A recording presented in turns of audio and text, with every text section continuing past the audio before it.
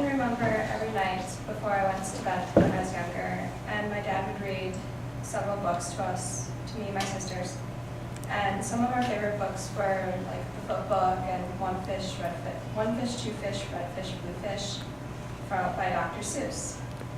And most of us have similar memories of this. And as we got older, at least I did, I wondered where he got his inspirations. And also, even though we didn't realize it, they helped us learn to read and helped to think for ourselves. First, Dr. Seuss got his ideas from several different sources. As most people know, his books tend to rhyme. Well, according to Philip Mills' article on Dr. Seuss's life, of the 44 books written and illustrated by him, only 4 are in prose, which means they're written like a novel. The reason, it is said for the reason that he rhymes so much is that his mom would say pie names that would rhyme to him and his sister before they went to bed each night. A few of his books are reflections of himself personally. How the Grinch Stole Christmas was one of them. It said that when he was brushing his teeth the morning after Christmas, he noticed he had like a grumpy, sour face. And he started to write How the Grinch Stole Christmas to try and rediscover the Christmas spirit that he seemed to have lost. Several of his later books were based on political and social issues after World War II.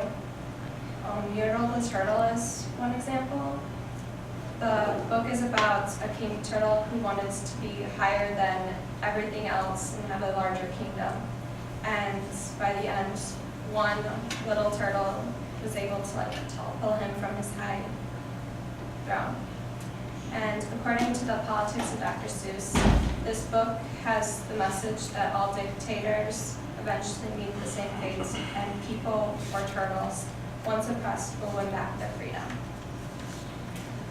In reality, most of his stories that he has written, he says he doesn't have any idea where he got the ideas, but he has told many different stories to people who've asked this question.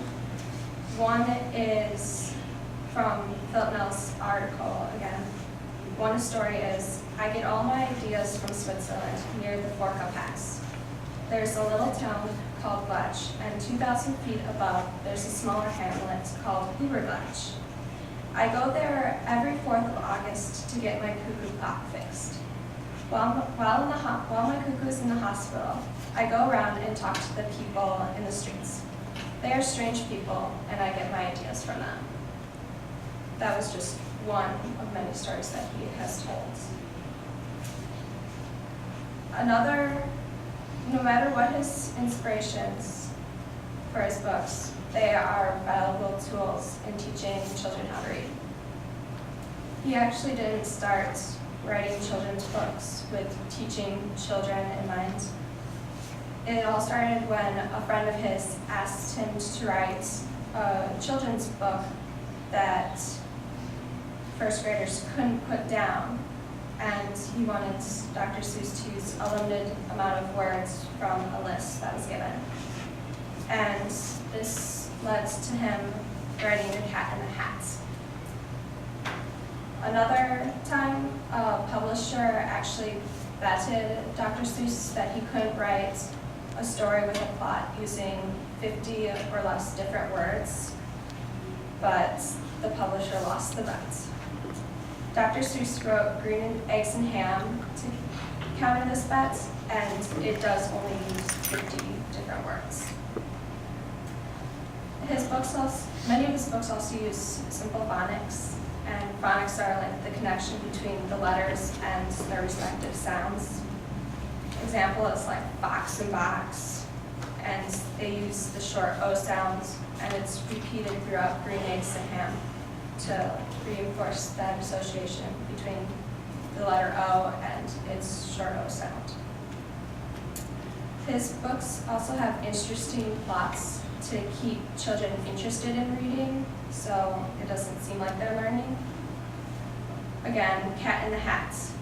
How many stories have a talking cat come to your house on a rainy day, start balancing all sorts of objects on his hat, stand on top of a ball, and then also having your pet fish telling you that this cat is up to no good and you should leave.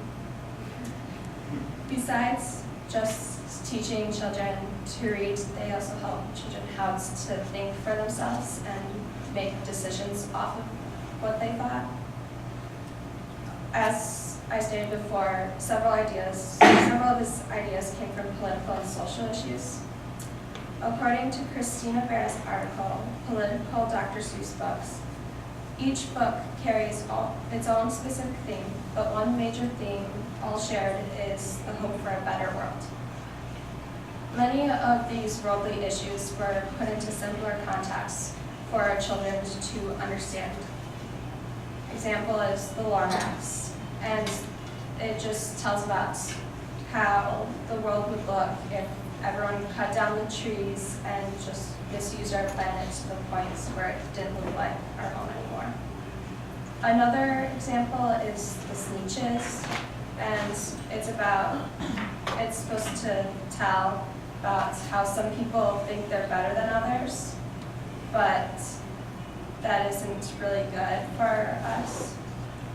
And stories like these tell like both sides, how if this happens, this would happen, and it helps children to understand different sides so they can make well-informed decisions. In conclusion, Dr. Seuss had a variety of inspirations for his books, from worldly issues to himself to made-up stories.